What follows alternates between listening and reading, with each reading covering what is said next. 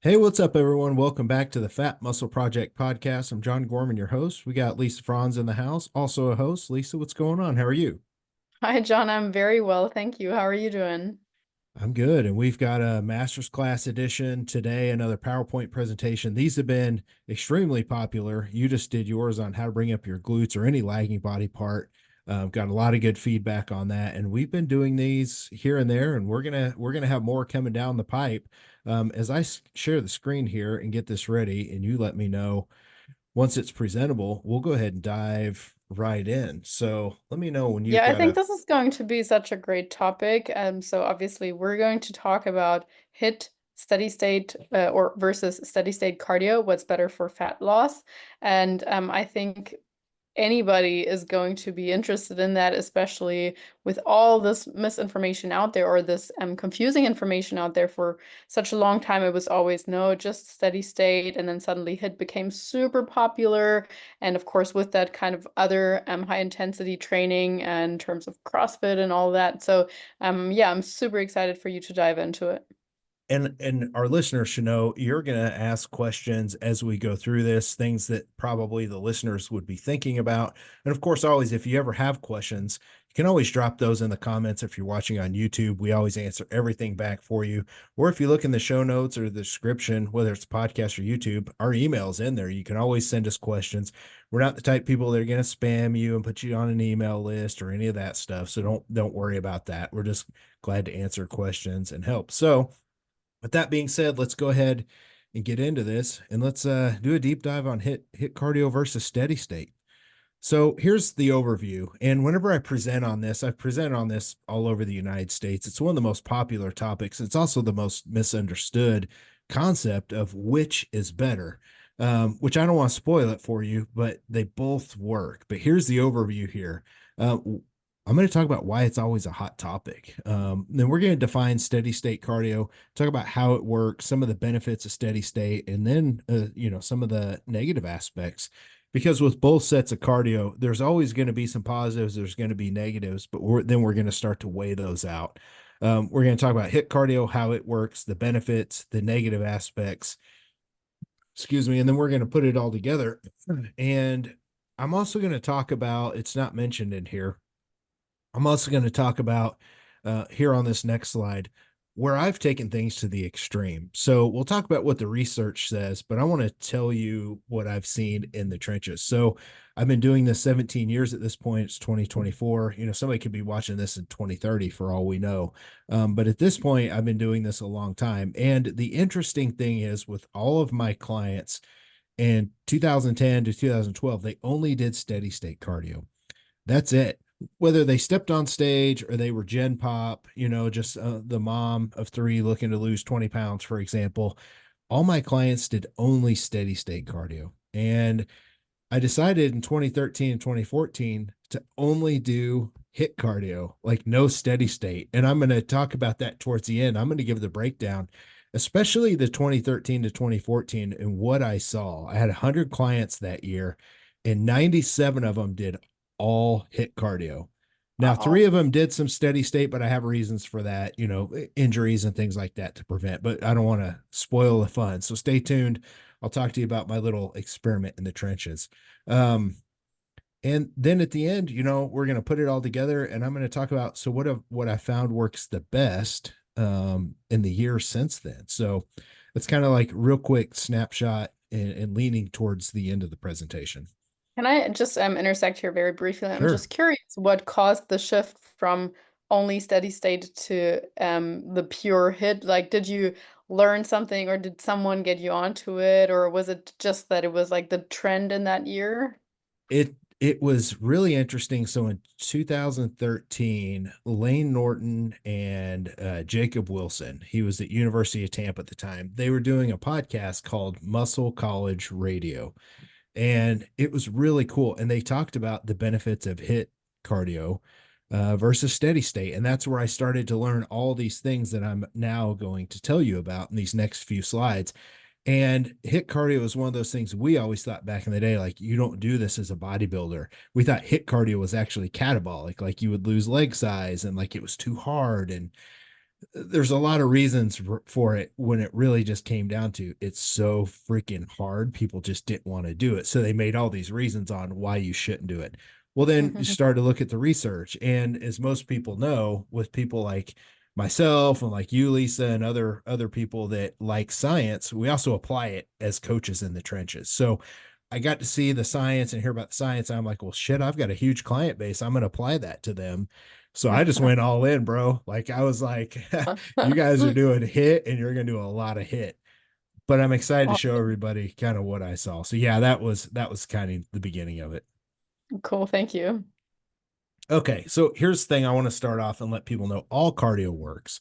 It all does. The most important thing is what can someone stick to? What will they do consistently while yielding the results that you want? Okay, because it's some cardio anyone can stick to walking, right? But in some situations, it may not be getting them the results that they want because they have a certain outcome that they're trying to achieve, right? So it's very important to do something you can stick to while getting the results that you want. And that's what this whole presentation is going to show people. And down at the bottom, I say this almost every presentation. Nothing teaches you more or gives you more ability to learn like failure does. And I've tried all this to the extremes. So you're going to learn from some of my failures here to help fast track you as a coach or an athlete.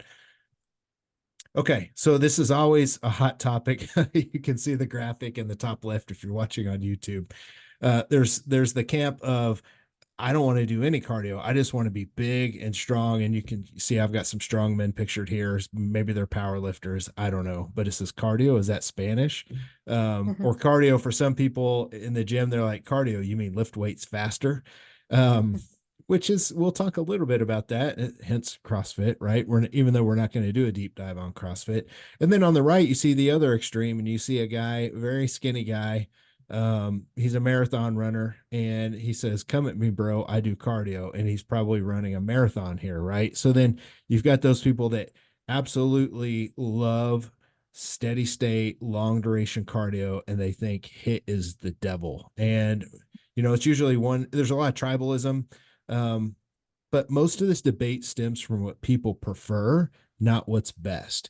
So when Mm. you take your bias or you take your honestly, the work ethic is involved so much in this because to ask someone to go do hill sprints versus go walk for 45 minutes, there's a big mental component to that. And there's a work ethic component to that. So a lot of the times people, they say, I don't like HIIT cardio. I think it's trash because they don't have what it takes to actually do HIIT cardio. So, and it's the same thing. You see people that would rather go do some hill sprints because walking for 45 minutes, they'd rather blow their brains out.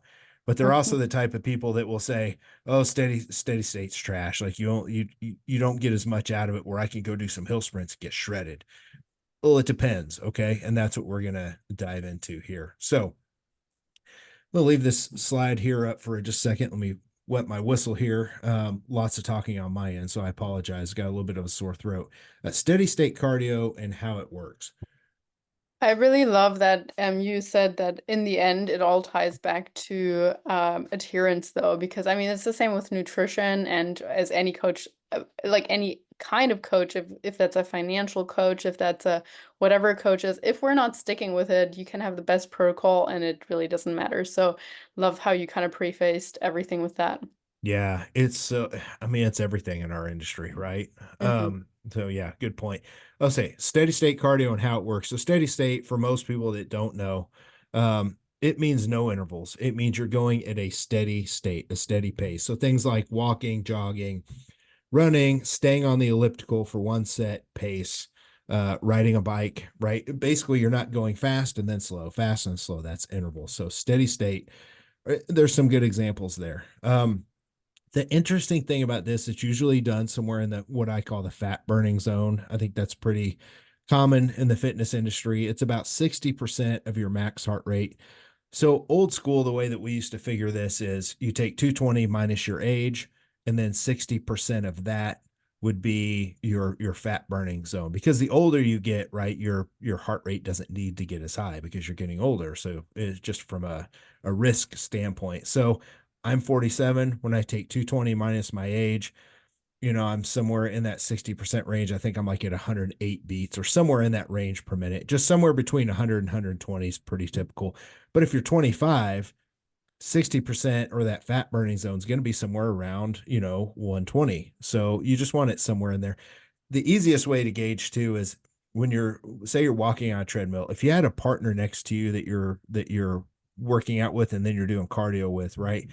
You could have a conversation with that person, but it would be labored breathing, and you could tell like you're breathing hard as you're talking. Like you could do it, but it's not the most eloquent conversation. You wouldn't want to record a podcast while you're doing 60%, steady state cardio. So the thing that people need to understand also is steady state primarily burns fat for fuel during exercise, where weight training and things like HIIT cardio burn glycogen. So during the process of the actual steady state cardio, like walking on treadmill, you're burning fat for fuel during that time period. So if you're doing 30 minutes on the treadmill, you're burning fat for fuel primarily during that 30 minutes. But then when you're done, the fat burning's done. Okay, so that's things that people need to understand. The calories you burn that day are done right there during the exercise, where HIIT cardio is going to be completely different. Go ahead, Lisa. Yeah, I was just going to say, I think this is where some of the mistakes in thinking have come in because many people, Gen Pop, think that if I want to lose fat, I need to do steady state cardio, full stop. Because of what you just said, because it is quote unquote known that this type of endurance exercise burns fat as a primarily during exercise. What people don't think about is the other 23 hours of the day, or is that it does matter that you have how much muscle mass you have. So yeah, I just wanted to highlight that I think where some of the misconception in Gen Pop has come from when it comes to steady state cardio and fat loss. Well, and bodybuilders, honestly, in my world, especially bigger bodybuilders, they've been well known to just literally walk on treadmills for hours at a time just to burn so much fat during the day. And they've avoided things like HIIT cardio, where it'll be interesting when I start to tell you what I saw with my bodybuilders with HIIT, but that'll be in a next future slide. So here's a picture of me walking. I've got a vest that I walk with. It holds up to 40 pounds. That's something I prefer. Gets my heart rate up just a little bit more, but any kind of walking doesn't really matter. But some of the benefits here, the steady state's the easiest form of cardio. It's definitely easier than HIIT.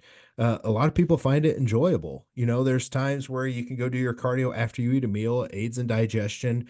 Um, I like to walk at night. It calms me down. It also lowers blood pressure over time. So it's one of those things where blood pressure is typically higher at night. So a nice steady walk, getting to 100 beats per minute is a nice healthy walk to go take. It's also easier to do because you can use things like, here's the thing, if you're doing HIIT cardio, you're not going to be watching something on a monitor, right? So like you can at the gym, if you're walking, you can watch something on the TV or your phone, like the phones these days or an iPad or whatever. I remember back in the day when I was in 2010, when I was prepping, I didn't have an iPhone, but I would prop up my laptop next to me on this little desk and I would surf, and read things with one hand while I did my steady state cardio. So the thing is, you can do a lot of it, but you can also numb your mind to it by watching Netflix and other things like that. So another benefit is it's a lot easier on the joints than HIIT cardio. HIIT cardio can be brutal. It's great for overall health and just a lot of health benefits that come from it. Just relaxation, I think, is what a lot of people don't understand. They think of steady state cardio and they think you just go, go, go. But there's so much that you can do. It's my time. I listen to podcasts whenever I walk. I learn a lot. Um, there's many things where you can maximize that short amount of time, whether it's 20, 30 minutes, like what I do. And I'm able to just learn so much. And if you think about if you do that, I do it every day for heart health. Think about how much I'm learning over the course of 20 to 30 minutes every single day by listening to a podcast about a topic I'm not an expert in. So think about that for years. Yeah, and I think especially nowadays with like walking pads and stuff, I've even seen people do that while they're working. Like, I mean, Mm. yeah, well, like we're talking about like really the low end of steady state cardio. Obviously, this is not something while you're doing your casual jog there. But still, one of the biggest points that I would add to the benefits is it's easy in terms of hormonal health. And you're probably going to mention the other side in terms of HIIT cardio, how stressful that can be later on. But I think when it comes to people that are like high cortisol state in general, um, everything is go, go, go. Everything is like they're already um, really, really in an overdrive kind of state. Those are usually the people that I would hate to see do HIIT cardio and much more going into the benefits of the steady state cardio because it's not an extra stressor for them, or at least not to the same extent as a HIIT would be. Yeah, it's definitely from a cortisol standpoint, which is going to be on the next slide. I figured, okay, yes. It's not as hard. One thing I wanted to point out that's not on the slide here too.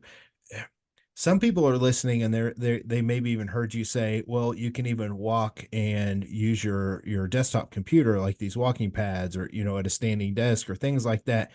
And don't don't shake your head at stuff like that because this also is very dependent on someone's overall health where they're at and their fitness. Because Right. I can have a 350-pound guy who he just walking around his block, he's at 130 beats per minute, right? And Mhm. if he's got something like that, he can, walk while he's doing some work. I don't care. It's getting him going. So you also don't judge what we're saying based on your fitness level, especially as you're a coach. You have to understand there's varying degrees of fitness levels here. So to me, this is always a nice intro way for people that are very heavy to just get them moving. Put the headphones in, go walk around your block a few times, get your 20 minutes in, and it's a great place to start. So some of the negative aspects. Now, if you're trying to be as muscular and as lean as possible, lots of steady state cardio, if done too much, can be very catabolic and muscle wasting, especially on the legs. The other part is if you do, and I'll talk a little bit more about that in a second, chronic cortisol elevations if it's done too often. So the thing with steady state is it's great, but when you're in a deficit and you're doing tons of it, your legs literally don't recover and cortisol stays extremely high, especially if you run. It seems like the bike, there's less muscle loss and muscle damage done with a bike, where I think the eccentric muscle damage on running, especially, with the hamstrings and just legs in general, you just stay under recovered. And there's a lot of muscle loss that happens with runners. So, there's this picture of the sprinter and the marathon runner, and you see the marathon runners just very, very frail and small.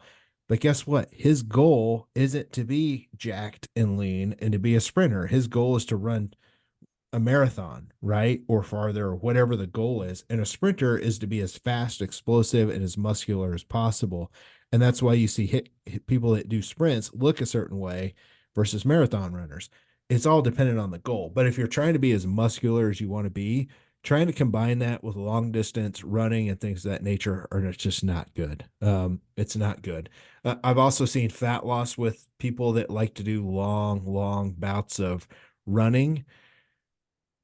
When you try and combine training for a half marathon and you're also training in the gym and you're also trying to diet, those are some of the hardest cases I have because their cortisol just stays so chronically high because of the long bouts of steady state cardio. Now, the research tells us that too much long duration cardio blunts protein synthesis in the legs, for example. So when you train, whether you do sprints or you do a leg day after you train, during training and all that turns on muscle protein synthesis, which is growth, right? Well, when you do too much steady state cardio, it actually negates that. It's like turning a faucet on for growth, and then the steady state cardio, if done too much, actually turns that faucet back off. So it negates protein synthesis. So it's something that people need to be very aware of. I'm not a huge proponent of doing a lot of steady state cardio on a leg day just for this reason. Now, sometimes you have to get it done because that's just what it calls for if you're stepping on stage.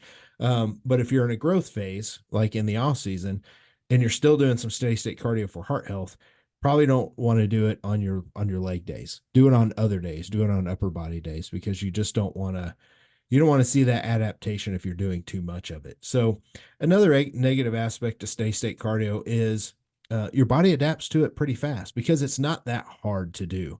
So I've noticed with clients, typically if I add, if they're doing 20 minutes of steady state cardio a day and I need to bust a stall, I'll boom them up to 25 minutes a day. After about 2 to 3 weeks, their body's pretty used to that. And now they're having to jump it up 5 more minutes. So it's one of those things to where you adapt to it pretty fast. And finally, the last negative aspect that I really like to focus on is, well, actually, there's two. It's very time consuming for the amount of fat loss that it yields. I'm trying to remember the numbers. I think if you're doing it pretty well, you're going to burn 5 to 7 calories per minute, somewhere in that time range. Like you're not going to burn hundreds and hundreds and hundreds of calories doing steady state cardio. So that's why you see a lot of people that really need to burn a lot. They're having to do a lot of steady state cardio. So, HIIT cardio is the opposite, but we'll get to that in a second. And then finally, it definitely will slow your metabolism in relation to cortisol. So if you're doing too much and you're too under recovered, and this is something we've talked about probably every other episode that we've done here in the last 6 months, right? Cortisol is enemy number one. So if you're doing a ton of running or just a ton of steady state cardio and your legs are under recovered, or you're dieting and under recovered, the higher cortisol is, the less thyroid hormone you're going to make, and you're going to slow your metabolic rate. And that's why I see people that do a lot of steady state, especially towards the end of their diet phases, their metabolism is always slowed. I see their free T3 is very low on their labs. We just did a complete thyroid deep dive on our sister podcast, Elite Physique University. Jason Theobald did a nice job on that one, if you guys want to go check that out. But too much of what could be a good thing can actually slow your metabolic rate. So those are the negative aspects that I can think of before we move on.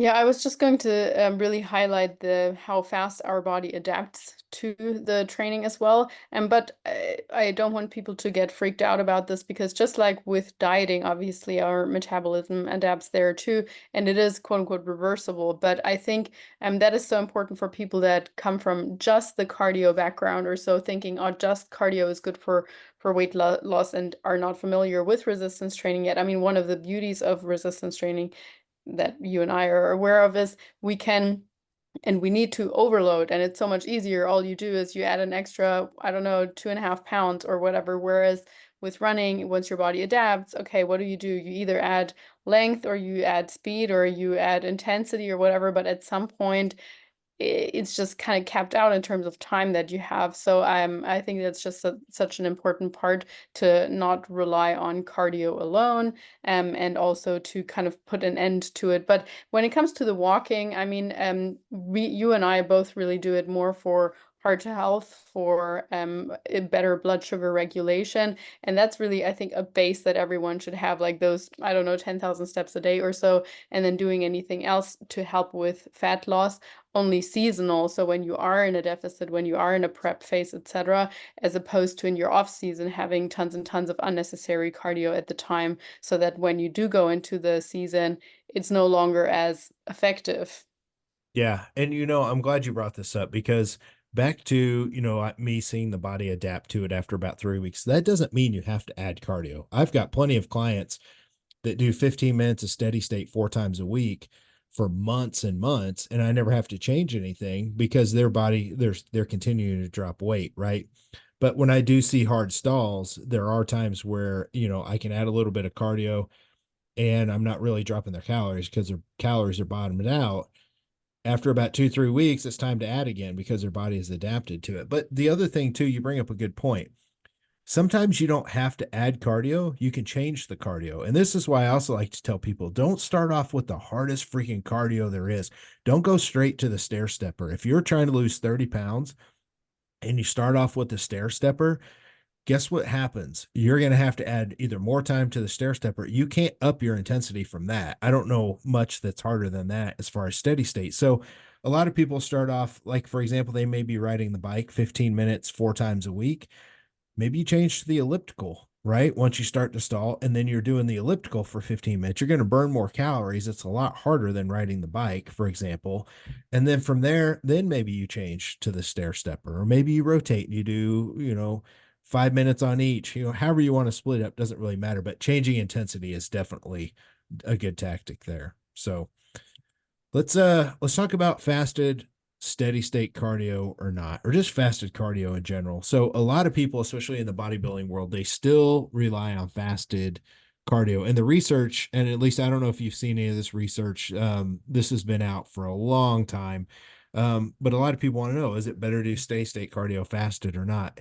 And studies show as long as cardio is done, fat loss is the same. So whether you eat a meal and then you do your cardio for 20 minutes, or you wake up, do your cardio, and then eat a meal in a fasted state, for fat loss, weight loss in general, it's going to be the same because it's more of a calories in, calories out thing. However, there is something to understand is when you're in a fasted state, cortisol will shoot up extremely fast. You're already in a catabolic state. This is not the time to go exercise, in my opinion. So while I have seen, fat loss is around the same, I haven't done fasted cardio with clients since 2010. So it's been 14 years at this point. They've all done fed state cardio and they've all been shredded on stage. Like you can't, there's no ego in what I'm just saying. It's just the facts. Like my clients, like Renee, who's just been competing, kicking everyone's ass, she's Wow. shredded. Zero fasted cardio, right? She's doing it, after her workout, or she's doing it between meals on off days or whatever. The thing is, though, especially if you're a natural athlete, if you do it fasted, you're in a catabolic state. Muscle loss can happen very, very fast.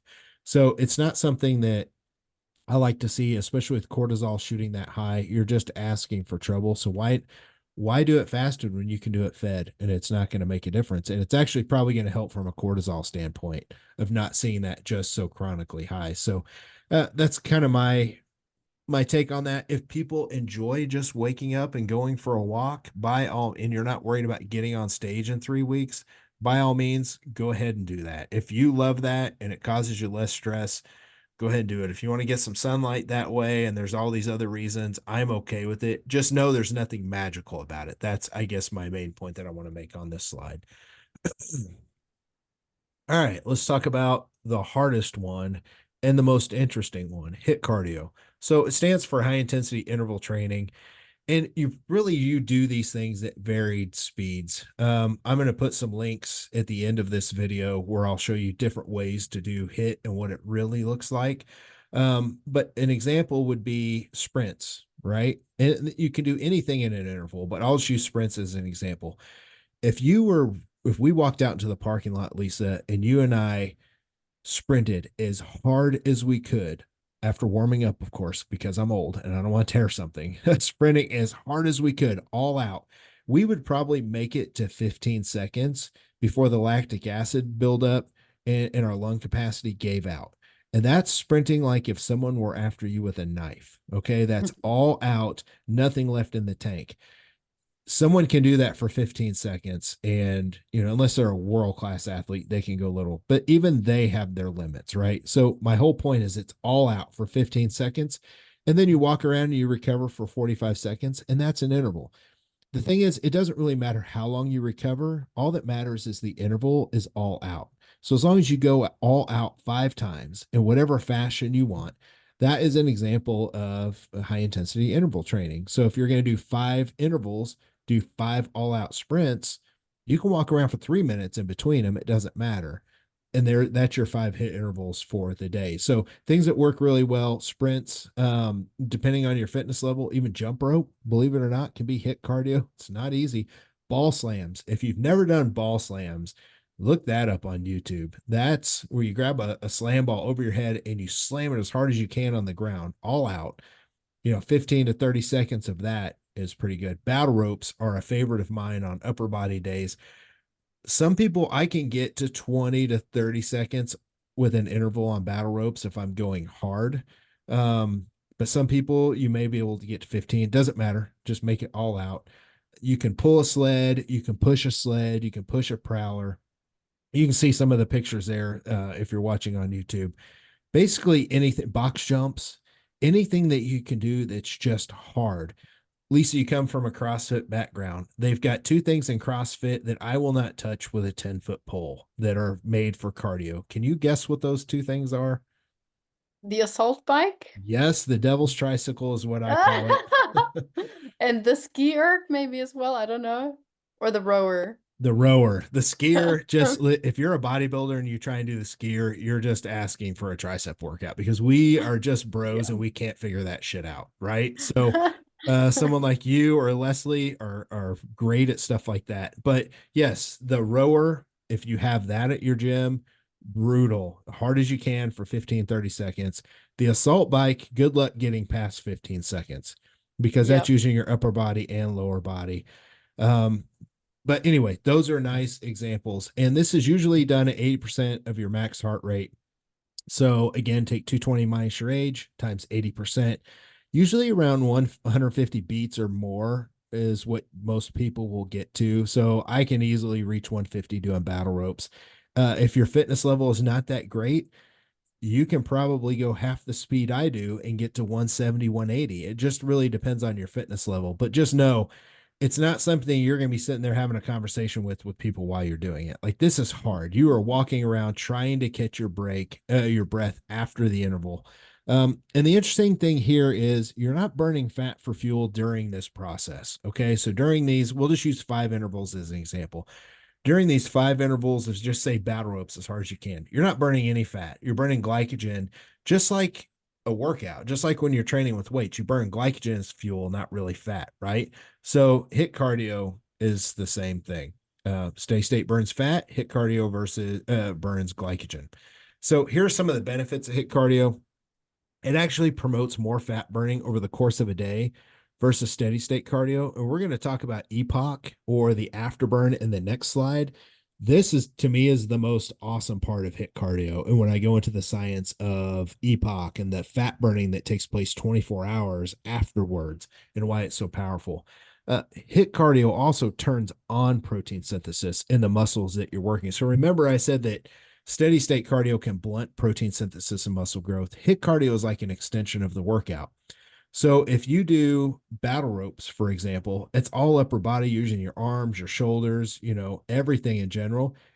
It's turning muscle growth on in your upper body, in your arms, just like the extension of the workout that you did. Or if you go do hill sprints or sprints in the parking lot, it's going to turn muscle protein synthesis on in your quads. That's why sprinters' quads are massive. And I brought up Leslie earlier. If you ever want to see big quads on a female, her quads aren't gigantic because she squats and she's a world record holding powerlifter and a CrossFitter and all that. She played high school soccer and college soccer. Well, guess what they did all the time? Sprints. She didn't squat. She didn't train like a bodybuilder. Her quads were freaking massive. Like, I don't know very many females that have quads like hers. Well, it's because of that, right? And her calves are massive, by the way. Her sisters don't look anything like that because that's what that type of stuff does when it comes to sprinting. Huge quads, huge calves. Okay. Um, anyway, so it turns protein synthesis on. The other benefit, Lisa, is time. And you and I both know this. It's huge to consider if someone's on a time crunch and they want to burn fat, they can get in and do 5 HIIT intervals in literally 5 minutes. And it's gonna burn a lot of fat compared to walking for like I'm trying to remember the research. I wish I would have had this for this presentation. When I was at University of Tampa, they were talking about the research where they compared 5 all-out HIIT intervals. I think it was 3 to 5 all-out HIIT intervals versus 45 minutes of steady state walking. And it was comparable as far as total fat burned, right? Like you would have to walk for 45 minutes to get the same amount of fat burning that 3 all-out HIIT intervals would cause over a 24-hour period. So lots of power packed into just a short amount of time. But that's when it's done right and it's done very hard. So um, there's a lot of health benefits. It's very healthy for your heart, and you just get way more bang for your buck versus steady state cardio. I Your body does not adapt to this because it's so hard as easily as it adapts to steady state cardio. I've got many people that have prepped for shows and they've done a 5 month diet phase and prep. and I start them with 5 HIIT intervals once a week, and they end with 7 HIIT intervals once a week. I used to get people a lot higher, which we'll talk about, but you can leave this in because it really just torches body fat and it boosts your metabolism. So, um, it, getting back to the metabolic rate, Lisa, did you have any questions you think the Yeah, listeners I would was want? going to say I love what I do love about HIIT and what got me kind of hooked on CrossFit initially was just that how variable it is. And I mean, you threw so many methods out there, but not just the in the form of like what it is, but you can do for instance, with the machines that you mentioned, you could do 3 times 250-meter row sprints with like a minute or two of rest in between. But likewise, you can do uh 30-second sprints on the assault bike for 5 rounds or so. Like it's super, super time efficient, but it's something different. It's not going to seem the same all the time. Yeah. So that is what I personally like. And just, yeah, the time component is so big. Like honestly, in 10 minutes, 15 minutes, you're gonna get, or even 5 minutes, you can get such a good workout in. Yeah. And that's why most of my clients, by keeping HIIT cardio in on this next slide, I'm really going to kind of delve into that.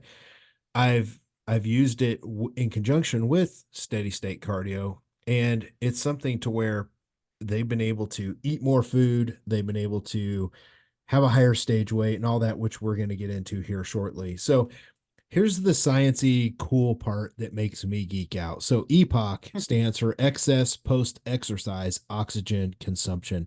Essentially, what happens is after a really hard bout of HIIT cardio, or even a really hard bout of weight training, but especially HIIT cardio, when you're breathing extremely hard and you just literally trash your body. I hate to say that because trashing your body sounds negative, but when you really put your body through the ringer doing, say, 5 parking lot sprints, for example, your body needs to restore its metabolic functions and get its oxygen levels back to normal. Your body needs to get back to homeostasis, essentially. And guess what? That process of getting back to homeostasis and restoring those metabolic functions and levels in the body, it requires fuel. That process, it requires a lot of fuel. Well, guess what fuel it uses? It uses fat for fuel. It doesn't really use glycogen. During the workout, you're using glycogen because you're depleting glycogen and burning it up.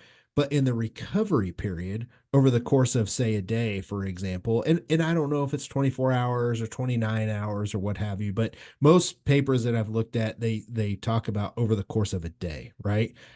To restore your body back to homeostasis, it's a very metabolically driven process that requires a lot of calories, and those calories come from fat.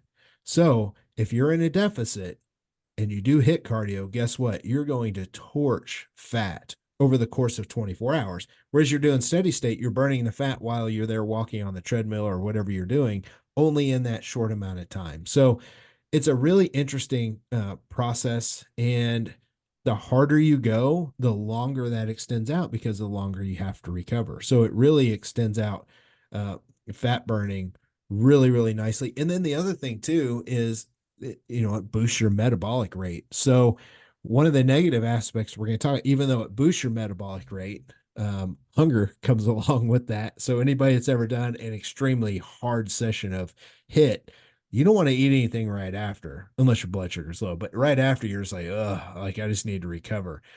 But that next 24 hours, look out because here comes the hunger. And you'll notice on this name, if you're watching on YouTube, you see this hungry little baby crying. It says, I'm so hungry. It's boosting your metabolism is a good thing.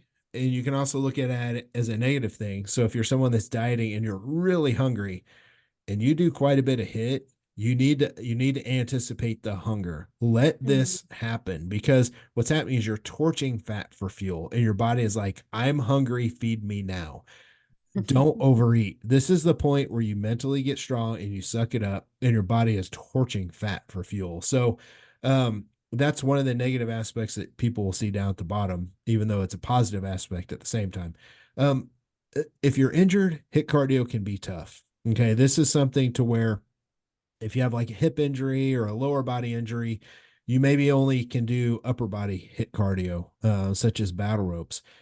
Or if you're generally pretty old, I don't have a lot of my old clients doing very much HIIT cardio, if any at all, because it's tough on the joints. It can overload your CNS, and it can lead to a lot of issues, right? If you're older or if you're battling little nagging injuries. So uh, that's a negative aspect to it. I think the assault bike is probably the only one that I would say like, hey, even for older people tends to be somewhat safe, but I agree with you. You know what? That's a good point because that damn thing is so hard to where it's not like you're pounding the pavement doing sprints. And the bike is pretty joint friendly. It's Hmm. pretty joint friendly. So you know what? I'm glad you brought that up. That's a good point. Um, Probably the biggest negative aspect is it's just so damn hard. Like it is hard. I'm not going to lie to you guys. I used to be a huge proponent of HIIT cardio 10 years ago. Since then, I'm 47 now. I can't tell you if I've done HIIT cardio in the last 7 or 8 years one time because I would rather drop my calories, do steady state cardio, and have a perfect diet than go out and do HIIT because I hate it. Now, if I Well, wanted to be leaner and more muscular, and that were my goal, I would do more HIIT. But just from a general standpoint, that's the negative aspect. It's so hard. It's not because I'm a pansy, it's just because I don't enjoy it. But if I had to do it to get ready for stage, I would go do it because of the benefits. Go ahead, Lisa. Sorry. I was just going to say, I mean, you mentioned age, but like even for me, I'm early 30s, but even my late 20s, for me, it was too much doing CrossFit. And I mean, CrossFit is not necessarily equivalent to the type of hit that you're talking about there. But since then, like I have been on a constant quest of lowering my overall cortisol levels to a point where, it's not affecting my hormones and everything else. So I would be very, very hesitant reintroducing HIIT cardio in my situation. I would probably only do it if I knew sleep was still on point. I didn't have a lot going on in terms of work during the time or other mental stressors, because just like you say, I need more of those more parasympathetic things in my life, such as going for a walk or even more of a steady state cardio. So it really is super, super, super person dependent, I think. I agree. And that's you'll everyone watching YouTube, you can see the second bullet point is if too much is done, it can overload your central nervous system and lead to overreaching to the point you need deloads. You can see a loss of strength, a lack of desire to train, less sleep, less motivation. And that's where I keep bringing Leslie up because we're talking about intervals because she's our current in-house CrossFitter. Um, she does a lot of, CrossFit is definitely hard interval training. And there's things like when you're actually training, there's times where it's, I would call it medium intensity interval training. And there's also times to where when you're doing like a competition or a really hard workout for time or something like that, it's high intensity for a long amount of time. When you start to combine training like that with extra HIIT cardio, you're going to burn out. I don't care who you are, your nervous system can't handle that. And this was a cool debate Cliff Wilson and I had for probably a decade. Anytime we would go speak somewhere, he was always a huge proponent of steady state cardio, and I was always a huge proponent of HIIT, right? And he would always bring this up as one of his points would be all my people get overreached when they do it. Well, his people were training 6 days a week in the gym. So too much HIIT cardio would actually overtax their CNS. So, I was having people train 5 days a week for the most part and doing one HIIT interval session a week, sometimes two, and I would balance it out, but they weren't doing as much stay state cardio. So it's kind of one of those things you have to balance it out. And we'll talk about this as we start to put it all together. Let's make sure, Lisa, don't let me forget to talk about if someone's training a lot or if someone's training a little, how you can kind of mix and match that stuff up. So, moving on from the negative aspects, let me talk about pushing the extremes as a coach. So, like I said earlier, in 2010 to 2012, it was only steady state cardio, but my clients were doing hours of it. Clients getting ready for the stage. Gen Pop were doing 45 minutes a day, sometimes more. I had to get clients their calories extremely low, and cardio was very high. That's the way I learned. Okay, I call this more of a quote unquote bro approach because that's what bodybuilders did, and that's just what you did. It works, bro. So that's what I always had my clients do. But what I saw was they had a lot of massive muscle loss in their legs. People that had really good quads in the off season, the legs were literally whittling down to nothing. And it's because of what we talked about earlier. So then when I found out a little bit more about the research and the science and the muscle building properties or retention properties of HIIT cardio, um, in 2013 to 2014, I had 100 clients that year. 97 of them did HIIT cardio multiple times a week. There were times they would do 3 sessions of HIIT a week, right? They were doing zero steady state. Only 3 of those clients did steady state cardio out of 100 that year, and that's because they were injured and they couldn't. And I think one client, they were just like, I'm just not going to do it. I hate it with a passion. I'm not going to do it. Funny thing is, he's one of my best bodybuilders I've ever worked with, and he knows who he is if he's listening to this. But he's like, I hate it. I'm not doing it. So he didn't do it. So anyway, here's what I saw with those 97 people. They all ate, and these are people mostly that I worked with year over year, right? So I worked with a lot of them in 2010 to 2012. So when I switched them over to just HIIT cardio, they all ate more food during their diet, extremely more extremely higher amounts of carbs compared to what they were doing in 2010, 2012. And if you think about it, it makes sense, right? Like they're doing HIIT cardio 2 to 3 times a week. So the carbohydrate intake stayed up. Um, they also had a higher stage weight than previous preps. So if I had a female that would get to 120 on stage, there were numerous times I would see the same client that weren't doing all the steady state cardio, they'd be 125 on stage and more muscular. Well, what's that mean? They lost less muscle because they were doing more HIIT than they were steady state. So on the dieting down process, they were losing less muscle. They didn't build muscle during their prep. They're in a deficit. They lost less muscle.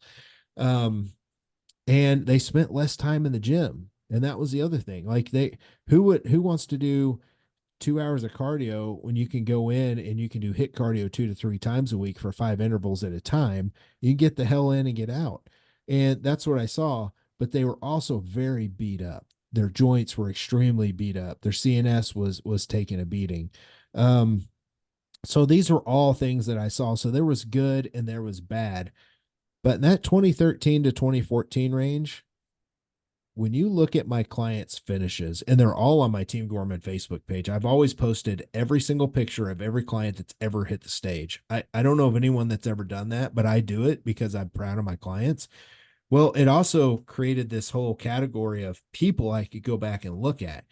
And I had more wins with clients as a coach. I didn't win, but they had more wins in those years. In 2013, I had 71 first place finishes with clients. And in 2014, I had 83 wins with the clients that year, which is insane. A good year would be 20 wins. They were all just in droves looking so much better and more muscular on stage. So I really, tied that to the different approach that I was taking. And that's why I bought in so hard. Now, that's not something that's sustainable. It was something that I saw a lot of negative aspects from people. Just the next year they're like, I'm not doing all that HIIT again. Like I need to mix it up. So what did I find in 2015 to present? We're going to talk about it and put it all together. I now combine both, the best of both worlds, and I Mhm. find most people will adhere to that. And that's how I kind of set my plans up. So, Lisa, anything that you want to comment on or ask questions No, about? I love that you just said you utilize both because that's exactly, I mean, not even just for fat loss, but also if we're talking about longevity and heart health, more and more research or people are starting to tell us that, hey, you need to be doing various ranges of heart of stressing your heart, and lower and higher intensity is great. Yeah. So let's put it all together. The first thing that is coaches, or if you're doing this for the first time yourself watching this video, what's the goal? Like, what's the goal of your client? What's your goal? And what can you stick to? And what do you like? That's the key. Like, that's the key. And always start with minimal amounts and then add as stalls happen. So here's a couple examples, and then I'm going to give you what I currently start people on. So here's an example. If you just want to do steady state cardio, start off 3 times a week, 15 minutes, aim for around 120 heart rate is a good starting point. Okay. We've talked about this in multiple episodes before. If you just want to do HIIT and you don't want to do any steady state, And this is all in conjunction with your weight training, by the way, which we'll talk about on the next slide. But if you just want to do HIIT, do 2 times a week HIIT of 5 intervals, and that's it. Or maybe even just 1 time a week. And here on this very bottom part, if you're watching on YouTube, you'll see I've got it highlighted. This is how I start most of my clients in their beginning diet phases. I like to start them off with 4 times a week of steady state cardio, 15 minutes, about 100 to 120 heart rate is perfect. So there's 4 times a week. They're going to walk, say, after their workout, for example. And then I do 1 time a week of 5 HIIT intervals, and I pair it up with the body part, right? So if they're training on a leg day and I want to put HIIT cardio there, I'll put HIIT cardio. They'll do 5 intervals on the bike, and that's perfect. And I can leave that there. Or if they're training upper body and I want to put battle ropes in there, I'll put 5 battle rope HIIT intervals or ball slams right there, and I pair it up with the body part. And I think that's an important part. You don't want to train upper body and then go out and do sprints in the parking lot. Your legs aren't warmed up, right? But if you train legs and then you want to go do your HIIT cardio on a bike after, listen, all cardio sucks after you do legs, right? But if you're going to do it after, pair the body parts up is what I want to get to. But that's what I do now. And that's been a nice blend of both. And I've been able to get my clients to the end of their diet phases, typically not doing more than 30 minutes a handful of times a week, and then somewhere between 5 to 7 HIIT intervals 1 time a week. And that's where I like to leave things. Now, that's with people that are training 4 to 5 times a week with weights. Okay. And we'll talk about that on the next slide here. Here's an example of what I like to do. Here's a 5 day split. This is my favorite 5 day split for most people that are into physique enhancement. It's a push pull legs, upper lower split with 2 days off a week. So you'll notice there's 4 days of 15 minutes of steady state cardio and 1 day of 5 HIIT intervals. And that's how I pair it up. And then your 2 off days are literally days you don't do anything. Like there's no cardio, no HIIT, there's no steady state. You don't do any of that. Those are 100% recovery days. And you notice you have a recovery day about every third or fourth day. And that to me is very key. So if you're someone that's starting, or if you're a coach that's wondering, what's the most optimal way to start my clients, screenshot this, or just message us if you need the example, but just go to YouTube if you're watching or listening on a podcast. This has worked really well. Any questions or anything you want to add to this, Lisa? No, I think this is a great protocol, and I think I mean, like you say, it's great that it's also playing along with the usual split, and also just emphasizing that start slow and building up to whatever capacity you like. I think is always the best approach.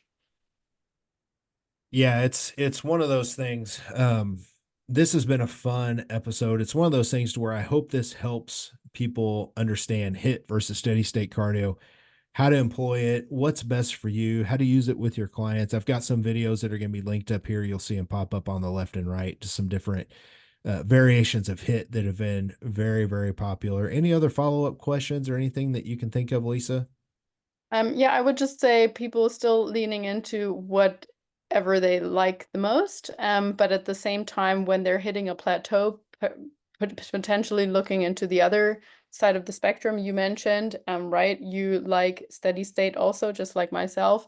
But if I were to hit a plateau in whatever journey or endeavor I would be in, I would probably make sure that I'm implementing more of the HIIT as well. So yeah, thank you for that great overview.